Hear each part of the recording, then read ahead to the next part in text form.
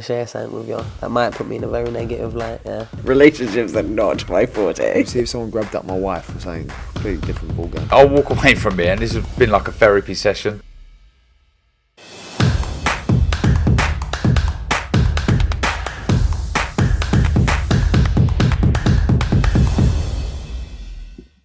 This is Umar Ahmed for IFL TV, proudly sponsored by Everlast. Weirdly enough, quite a quiet week in boxing this week, so I thought I'd get Frank Smith on. But you have got a fight week with Mauricio Lara. Is this the first time that Matchroom have had a fight week and you and Eddie haven't been there in Mexico?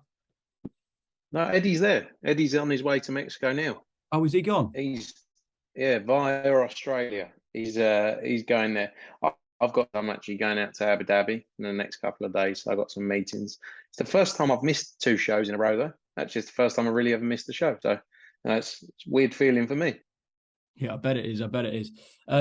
Yeah, obviously, it's been some difficult moments, let's say, in the last few weeks with British boxing, the collapse of Fury Joshua, and also Eubank Jr, Ben not taking place. We'll obviously address that and come on to that in a while. But on a positive note for Matchroom, a good win for Alicia Baumgardner on the weekend, beating Michaela Mayer. So, yeah, what did you make of her victory, Frank, and what's next for her? Yeah, amazing win for her. She's been really changed her life in the last year. When you think she came over and beat Terry Harper back in, I think, November last year in Sheffield. Then she had sort of the warm-up fight in April in the UK, and then obviously a disappointment at the delay in September, and then to get back in there straight, just within 4 or 5 weeks after, and become a unified champion. It's a special moment, and it was a great event as well. It was a great show. Obviously, seeing everything around it was brilliant. So, yeah, really good times. And next steps, undisputed against Choi. That's the plan for us. That's what we're working on. She wants the biggest fights, and that's what we're looking to do next. Yeah, Frank, what did you make of the show as a whole? Of course, you guys were on an away day, if you like. You were on a Boxer and Sky Sports show. What did you make of the spectacle? It's quite relaxing going to a show when you've just got one fighter on and you haven't got to run the event. No, look, it was a great show. It was a great turnout in there, great atmosphere, and good to see. As I say, it's good for the sport. Good events are only good and only benefit the sport that we're all in, and that's what we hope for. Okay, Frank, let's just touch on the heavyweight division. We'll come on to Dillian Whyte and what's next for Anthony Joshua as well. Just want to go back to the talks between Anthony Joshua and Tyson Fury. Obviously, it got a bit overshadowed with the fight week with Conor Benn and Eubank Jr. So on your side, why do you believe that fight didn't come off with Fury and Joshua? Look, I think, we go over old ground. Everyone's spoken about it a million times. Ultimately, it's a huge fight, huge scale, and I honestly don't think there was enough time to get it all together and all in place for December 3, quite frankly, for a fight of that magnitude. I think we all worked together well, but there was time scales and time frames set, and I'm not saying they're wrong either. As in, people have to make decisions and make other plans. But yeah, I just think that's the key reason is time, and hopefully, as I've said in multiple interviews, what we can take from this is that we can have a positive relationship with Queensberry, especially that we haven't had, probably haven't had in the past. So we can go over old ground, go back and forth about it all, but ultimately it's not happening. I think Tyson Fury set another opponent for December 3rd now, and we have to move on. And our plan now is to get AJ active and then on to big fights in 2023. Absolutely. It's good to hear that, out of this, you and Queensberry could have a good working relationship. That is good news for the fans. What did you make of George Warren's comments on TalkSport saying you didn't get back to calls, texts and emails on the Thursday of that week? They sent their comments back on the Wednesday. And then he said on the Thursday, he tried to get hold of people at Matchroom, I'm guessing Eddie or yourself, and he didn't feel like there was a response on his end. Look, I think I was traveling at the time, but then I spoke to him on the Friday. I think, again, it comes down to the timeframes of getting things done. Obviously they were under strict deadlines from Tyson Fury, which were very public as well. They weren't just between us. It was very public. And, ultimately, I don't think the one thing I'd say is for an athlete like Anthony Joshua and the sort of star power he's got, we're not going to rush into a contract or a deal that doesn't make 100% sense for Anthony Joshua. And that's, that again, it comes back to the same thing. We're not just going to act upon, right, you got 24 hours to sign it, because if it's not right, or if there's still work to be done, or if there's still outstanding matters on our end that need to be worked out, that's really the case. So fights take a long time to make. Eubank against Benn took 6-7 weeks to actually get over the line. It's not just click your fingers and it's done. And this, ultimately, Fury Joshua is probably the biggest fight in boxing between the two of them. We're talking about working together. I've just got an email and it says Parker v Ryder. So, yeah, that deal got over the line. Good opportunity for John Ryder, you feel, obviously, if you've agreed to this. Yeah, great opportunity. It's for the WBO interim as well. So a big fight for the winner there. And John's been looking for a big opportunity. He obviously beat Danny Jacobs earlier this year in February. And he's been looking for that big opportunity. We had talks around fights with the likes of Belanga, as well as with Jaime Munguia. They didn't come off, but this is a big fight for him and a big opportunity. Okay, just a last one as well. I know one of the reasons perhaps the deal couldn't be done, Eddie stated this to me, was Joshua's commercial deals at the time, and Queensberry at that point in the contract had the final say on those existing commercial deals. I know then Queensberry offered to appoint an independent arbitrator, which in the end we found out was IMG, and Eddie said that he wasn't happy with IMG. Did you guys go back to them and offer your own arbitrator or mediator or suggest one? No, again, look, we were acting within timeframes, and we got to the point where we felt that this fight wasn't realistically going to get made for December 3rd to get all the points over the line. So, as you said, IMG, so we do, Frank, we're on face it, we do have partnerships with IMG and other sports, but IMG are very close partners with Queensberry in boxing. They were heavily involved in the Tyson Fury Dillian Whyte fight at Wembley, and they're involved in every fight night that Queensberry do. So, I can understand Eddie's angle there. But ultimately, again, there's no point going back and forward over multiple different points in the contract when we didn't feel it was going to get done in time. Okay, so is it likely that Anthony Joshua gets out on December 17th, or is it more likely perhaps early next year, Frank? I think, December 17th was always our target and working date. I think there is a chance, it's not confirmed yet, but there's a chance that could get pushed to late Jan, early Feb next year. Okay. I know Eddie said that there's been no talks with Chris Arreola and his side about making that fight with Anthony Joshua, but Chris Arreola seems to have a bit of a different view. So I don't know who's lying in this situation. Can you tell us any more about potentially Chris Arreola fighting Joshua? To be honest, I haven't heard about any discussions with Chris Arreola. So I'm not aware of that. There have been discussions with 4 or 5 different names for Anthony Joshua's fight, return fight. But I'm not sure of any discussions there with Chris Arreola, to be honest. Okay. And heavily reported, and Eddie's more or less confirmed that you guys will be working with Dillian Whyte again. I know some opponents have been rumoured as well, but yeah, Dillian obviously wasn't on your last show, but good to have him back, working with him again. Yeah, 100%. Look, we've worked with Dillian for, 13 of his last 14 fights, something like that. He's been a big part of our business, and we've had a great relationship with him and the team. And we're very excited to get him back. We believe he's still got a lot left to offer the heavyweight division. A lot of big fights out there for him still, and good to have him back on the DAZN platform as well. But so hopefully in the next couple of days we'll get that all announced. Okay, we look forward to it. Okay, in terms of Chris Eubank Jr. and Conor Benn, there were reports going around in the mail, Frank, that potentially the board were investigating other failed tests regarding Conor Benn. Are you aware, or anyone at Matchroom aware, of any other failed tests from Conor Benn? No, look, Conor's legal position is ongoing. There's not much detail we can go into on it all. As I've said on multiple interviews and occasions, All I would say and would ask is that people give him the opportunity to go through the process of that other athletes in his same position, not just in boxing, but other sports have been through, which is to, prove his innocence. And you have to allow him that opportunity to do that.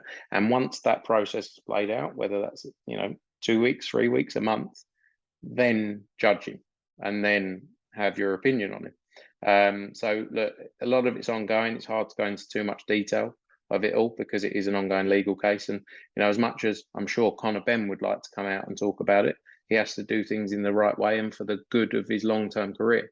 And right now that's focusing on, working through it with his legal team and the scientific and independent medical advisors that he has and working, to clear his name.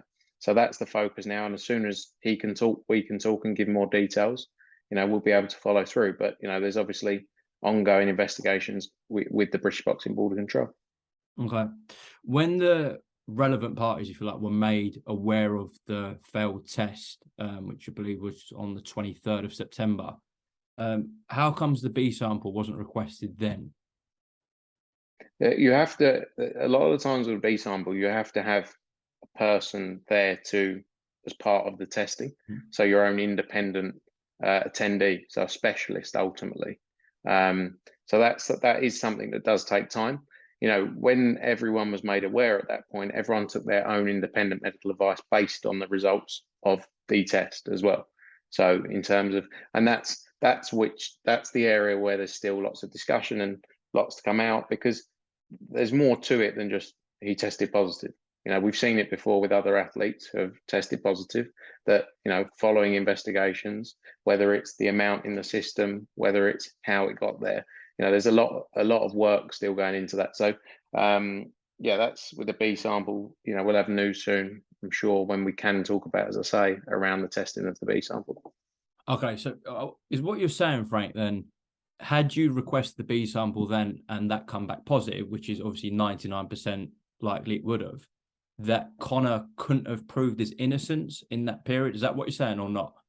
No. Look, a fighter they still have that process to go through. Mm-hmm. So A, B test, whichever it is, they still have the fair process to go through of looking into the levels, looking into all of the detail around the test.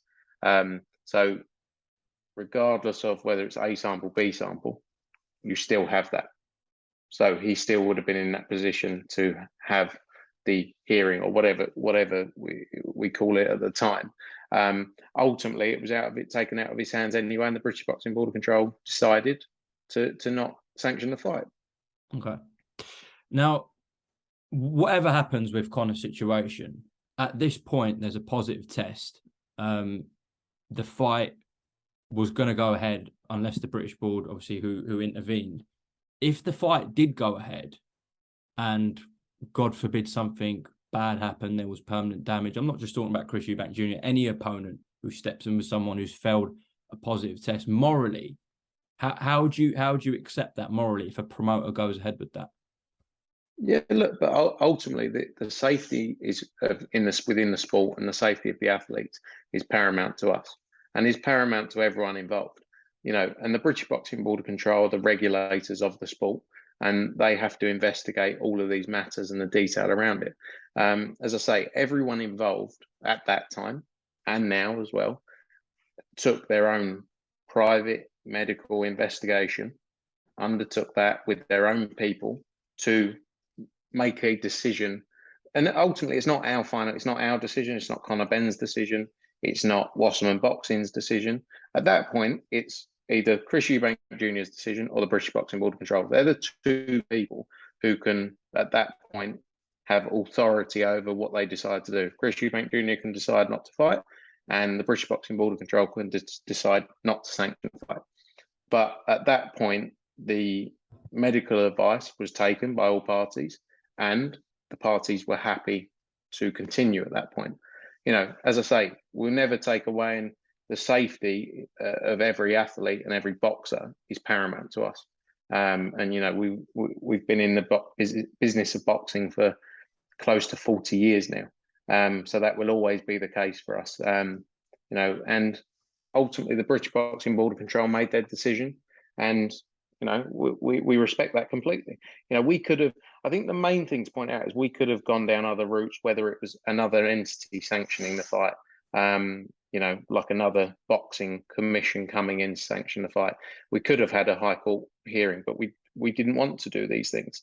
And the one thing I would say is I think now is the time for the British Boxing Board of Control to look at their regulations and make it clearer, which is if they decide that any VADA testing moving forward, will be accepted by the British Boxing Board of Control, and that's a rule as of this day forward. Everyone understands that. It's just the case that the normal or standard process wasn't followed in this instance. Okay. All right. From the outside looking in, from the public's point of view, obviously we get told on the Wednesday through the Daily Mail article that this situation is ongoing.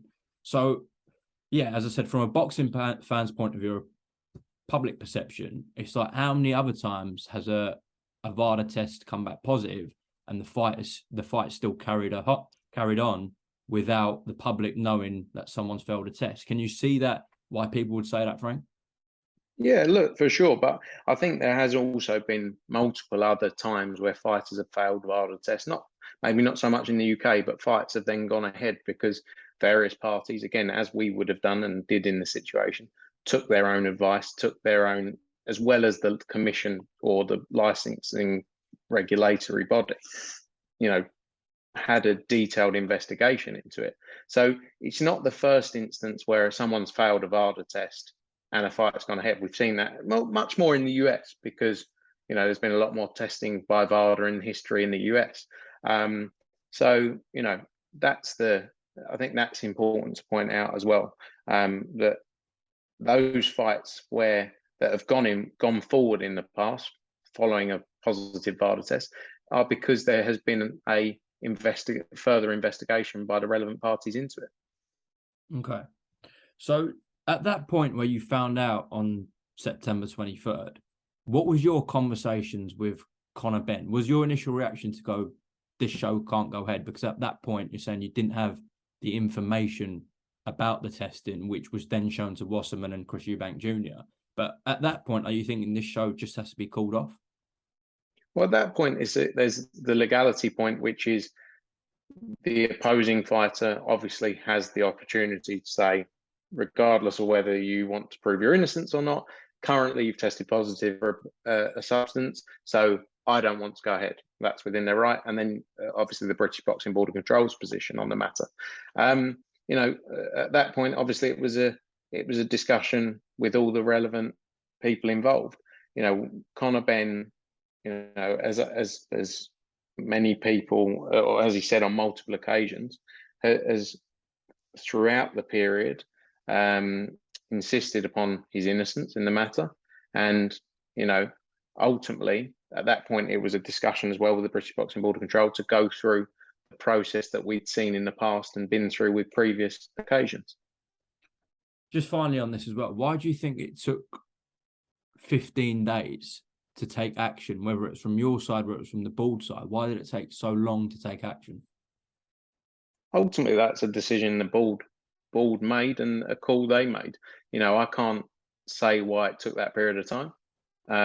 Look, being completely open with you, it would have been, if they would have cancelled it 15 days before, it would have been a lot easier for us as a business. We lost a lot of money in the whole situation. If we knew 15 days before, we would have been able to mitigate those losses as well. But also for fans traveling and booking hotels, buying tickets. And I completely understand that, and that's also what we're going through. We're on a different level from putting on the event. We're in that position as well. So I can't really talk for why it took that period of time, and also why there wasn't more investigation maybe from their side. But again, that's an ongoing matter that can't go into too much detail on right now. But like I say, I would much rather have 15 days before, if that was always going to be the outcome, then come out with it then, because it saves the fans a lot of money, and it's the same for us. Well, yeah, clearly the procedure on this from the board side does need to change. That is an evident thing. Frank, just But yeah, go but on. on that, I think what's important to say is if the board, like I say again, today said moving forward, all VADA tests fall under our remit and we will accept them, and same with UCAD tests, and any positive tests, the steps are here, which is whether that's you can't box until you've had the hearing or gone through the process, etc. You know, ultimately now's the time for them to look at their own rules. Okay, yeah. Moving forward in terms of Conor Benn, he's got a huge battle on his hands to clear his name. If he is innocent and he doesn't receive a ban and this fight can get rescheduled, the Chris Eubank Jr., there's been obviously a bit more developments from the dads, really. We'll start with Nigel Benn. He said that yesterday, I think it came out that he said he texts Conor saying you won't be fighting Chris Eubank Jr. at 157 pounds. And it will be at 160 if you do fight him, due to that photo that was circulating of Eubank Jr. So, yeah, do you want to just address that and make comment on that? Yeah, look, I've seen lots of talk around it, all around the weight. You know, one thing, Chris is a true professional. He, took it very seriously. We saw that he weighed, I think, 159.3 on the Saturday of the fight. And, he was always going to make weight. I think, that's something we have to deal with at the next time when it comes to making the fight again. And if that means the fight's at 160, that's something we have to look at. That's Chris's natural weight, obviously. Conor would be coming up 2 full weight divisions then. But, that's something for sure we'd look at. The truth is, Conor's not a small welterweight. Conor outside of camp isn't a small guy. He's probably a similar size to Chris. But yeah, something we have to look at. It's all hypothetical, isn't it? Because we have to get to that point where hopefully we can make the fight again. Yeah. Now, I appreciate this is especially difficult in your position. You probably know what I'm going to bring up is Chris Eubank Sr.'s comments where in his words, he said that he believes the organisers are trying to murder his son. And that he's coming out to get you. I don't know who that is, but that's what he said. And what did you make of, again, Chris Eubank Sr.'s comments? And obviously you're with Emily Eubank, that's your partner. So how's that been in the household? Yeah, look, I mean, when it comes to the weight, I think, Chris Jr. is an adult. He's 31 years old, 32 years old. He decided upon and agreed upon the weight for this fight. And was always going to make the weight. Like I say, he's a professional, has always been a professional, has always taken it seriously. Again, the health and safety of fighters and for the sport of boxing is paramount to us. Ultimately, we want fighters to be safe. I've seen lots of talk around the weight. Chris in his last fight, I believe, when he fought Liam Williams, which was at 160. I believe he weighed in at 159 pounds in that fight. Yeah, he did. For that fight at the weigh-in, right? So that doesn't strike me as someone who has really, if you're 160 and you struggle at 160, you don't weigh in at 159 pounds for a fight at the 160. You come in, bang on the weight. But again, I'm not going to go back and forward on what Senior said. It's not like, for me, it's definitely a more awkward position, but the key thing is the health and safety of fighters, and we will always follow that. I believe he would have made weight.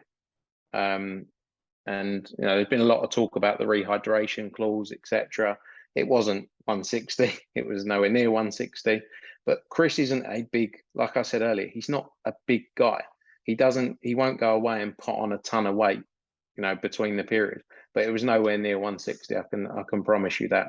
The rehydration weight for that fight. And I see a lot of people talking about the weight for the fight now. Like people coming out afterwards talking about the weight for the fight. Whether that was, I saw it the other day with Simon Jordan's show or on Talk Sport, and Ben Shalom and Spencer Oliver were on there. Again, the health and safety of our fighters is always paramount. But these guys were looking at making the Kell Brook fight 157 pounds before. And no one had a problem with that then. So we can't just pick and choose. We can't say you did this, you did that. So let's all just be on the same level with it. When it was suited you, you were fine with it. Now it's someone else has done it. There's a problem with it. So, and I think that's important to highlight. It's not the first fight he looked at coming in at 157 pounds for. He's looked at doing it for other fights as well. Okay. Do you want to just also make comment? A lot of people have been talking about this at the press conference when it was announced that the fight would be postponed. There was no questions from the media to Eddie Hearn and Kalle Sauerland. Do you want to just make comment on why that was the case? Yeah, because ultimately it's an ongoing legal matter at that point, for Conor Benn especially. So there are a lot of things, unfortunately, as much as we would like to say a lot of things at that time, I would love to tell you more and love to not have to try and not answer certain questions because we can't. Imagine straight after everything we've been through for the last 24 hours, the amount of things and the amount of information that had to remain confidential at that point and questions that couldn't be asked.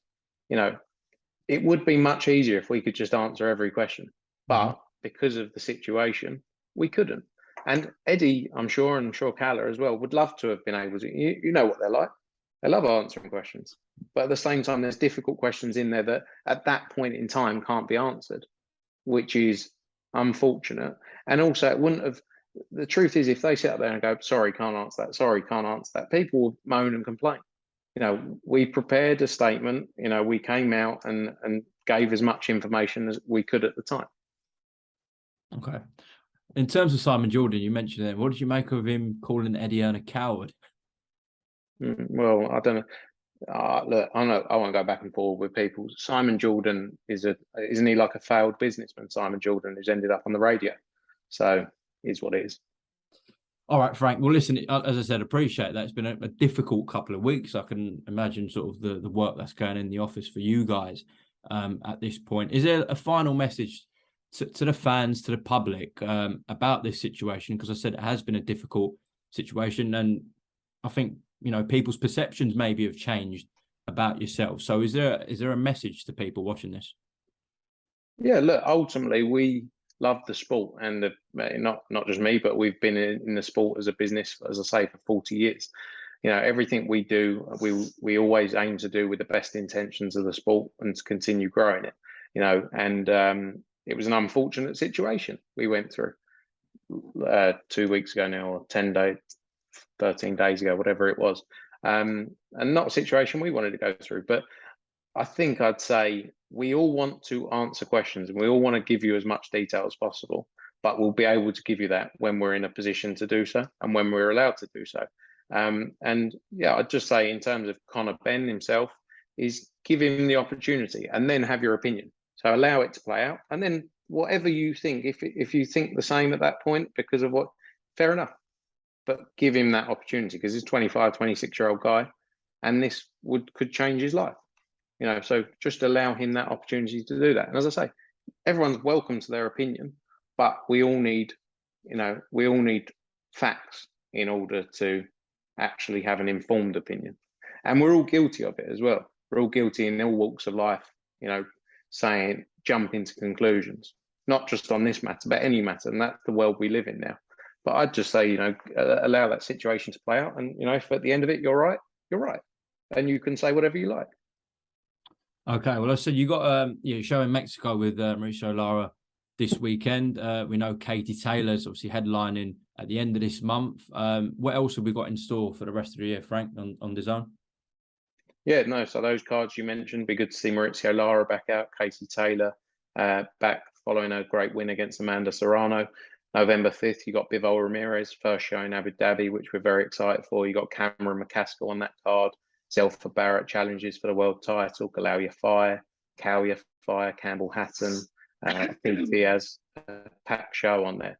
And then November 12th, Montana Love. It headlines in his hometown against Stevie Spark, which should be an entertaining fight. We got Richard Hitchens as well, his debut with Matchroom on that show. And then some news for a show for November 26th soon. December 3, we've got Estrada Chocolatito with Julio Cesar Martinez on the card as well against Arroyo there. December 10, you got Leeds, you got Josh Warrington's mandatory defense of his IBF title. You got Ebony Bridges defends her title as well, and more to be announced. And then looking at a show for December 17th as well. So a busy period and an exciting period running up to the end of the year. Well, I said it was a good weekend for Alicia Baumgardner. I forgot to actually mention at the start Liam Parrow. What a knockout that was. Devastating first round finish. Yeah. How do you think that show in Australia went? Yeah, great knockout and great start to our journey in Australia. We see Australia as a very exciting market, lots of opportunity there, and great win for him. He's number one ranked in the WBO now. Obviously, got the Taylor Catterall stuff ongoing, but big opportunity for Liam to go and challenge for that world title. And definitely a fight we'd love to look at taking to Australia. You had Dempsey McKean on there with a big knockout finish as well. Big heavyweight fights out there for him now. Sky Nicholson won her first Commonwealth title as well. So it was a great card and a good start to a new market for us. Well, listen, Frank Smith, thank you very much for your time, giving me about half an hour. I do appreciate it because it wasn't like the easiest questions to answer, and that wasn't really a standard interview. But hopefully the fans learnt some more things, and I'm sure we'll see you on Katie Tate fight week. And where is that? Wembley Arena, a couple of weeks. Yeah, looking forward to it. Good to catch up, and I'll see you there.